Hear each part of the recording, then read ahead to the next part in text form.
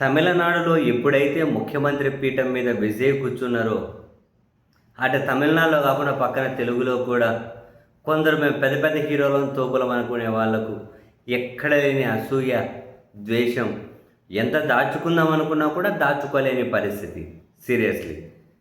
So దాని పర్యవసానాలు తమిళనాడులో కాకుండా పక్క రాష్ట్రాల్లో కూడా కనిపిస్తూ ఉన్నాయి. మీరు చూడండి, పక్క రాష్ట్రంలో చూడండి, తమిళనాడుకు పక్క రాష్ట్రంలో సినిమా ఫీల్డ్ నుంచి వచ్చి దాదాపు రాజకీయాల్లోకి వచ్చిన 18 19 సంవత్సరాల తర్వాత, 20 ఏళ్ళ తర్వాత పొత్తుల ఎమ్మెల్యే ఎట్లనో డీసీఎం అయినటువంటి, పొత్తుల ఎమ్మెల్యే మినిస్టర్ అయినటువంటి ఒక సినిమా ఆయన చూడండి. అసలు విజయ్ గెలుపు మీద ఎన్నిసార్లు కామెంట్లు చేస్తూనే ఉన్నారు.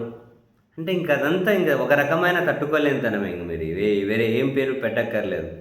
ఆ తర్వాత ఈ మధ్యకాలంలో రకరకాలుగా ఆయన పిఆర్ స్టంట్లు పెరిగి మంచి రకరకాల పిఆర్ స్టంట్లు వేసుకొని కష్టాలు పడుతూ ఉన్నారు. ఏమైనా విజయాలన్నా మనకు అవకాశం ఏమైనా కలిసి వస్తుందేమో అని చెప్పి ఆయన మరోవైపు తమిళనాడులో చూడండి, అన్నమలై బీజేపీకి రాజీనామా చేసి తర్వాత ఒక ప్రత్యేక వేదిక ఏర్పాటు చేసుకుని, సరే అన్నమలై అయితే ఒక కాసేపు పక్క పెడతారు, రాజకీయ నాయకుడు ఫస్ట్ నుంచి ఉన్నారు. అంటే విజయ్ గెలుపు మీద రజనీకాంత్ గారు కూడా డైజెస్ట్ చేసుకోలేకుండా ఉన్నారు అని చెప్పి చాలాసార్లు పత్రికల్లో వార్తలు చూసాం. కొన్ని అటువంటి సంకేతాలు కూడా ప్రత్యక్షంగా కనిపించాయి. ఇప్పుడు తాజాగా రజనీకాంత్ గారి భార్య గారు లతా రజనీకాంత్ గారు తాజాగా అఫీషియల్గా ఒక ప్రకటన విడుదల చేశారు, ఒక వీడియో విడుదల చేశారు. ఏమని?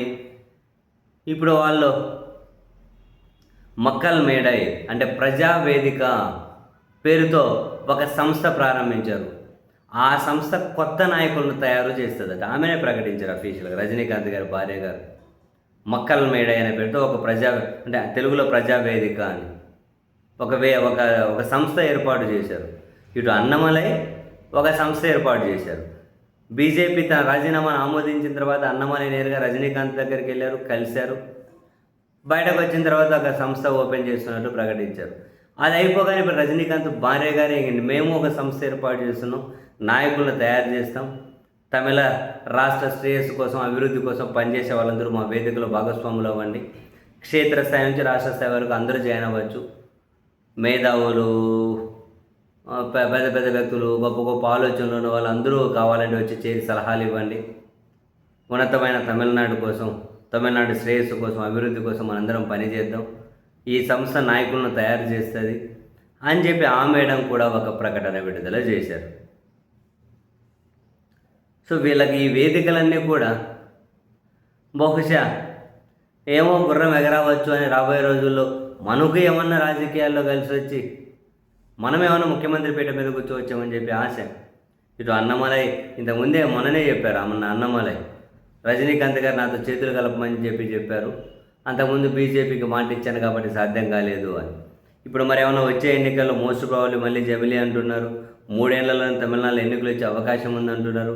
అప్పటి వరకు ఏమైనా అన్నమలై రజనీకాంత్ ఇద్దరు ఇట్లా సపరేట్ వేదికల ద్వారా ముందుకెళ్ళి ఫైనల్గా వాళ్ళిద్దరు కలిసి ఏమైనా పోటీ చేసే అవకాశం ఉందా అని తమిళనాడులో చర్చ జరుగుతుంది. విజయ్ సీఎం అయిన తర్వాత చాలామందికి ఏమంటారు కంటి మీద కొనుక్కు లేకుండా పోయి రకరకాలుగా కష్టాలు పడుతూ ఉన్నారు. విజయ్ సీఎం అయ్యారు, మనం ఏమైనా కావచ్చు. విజయ్ సీఎం అయ్యారు అని అంటే అందరికీ తెలుసు కదా, ఫస్ట్ నుంచి ఎప్పుడో 2 దశాబ్దాల దగ్గర నుండే క్షేత్రస్థాయిలో ఫ్యాన్స్ క్లబ్లు ఏర్పాటు చేసి సామాజిక సేవా కార్యక్రమం చేసి చాలా ప్లాన్గానే ఎగ్జిక్యూట్ చేసుకుంటూ వచ్చారు.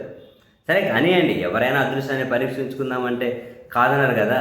బట్ విజయ్ గెలుపు అయితే చాలామందికి నిద్ర లేకుండా చేస్తుంది అన్నది ఈ జరుగుతున్న పరిణామాలు చూస్తే మనకే అర్థమవుతుంది.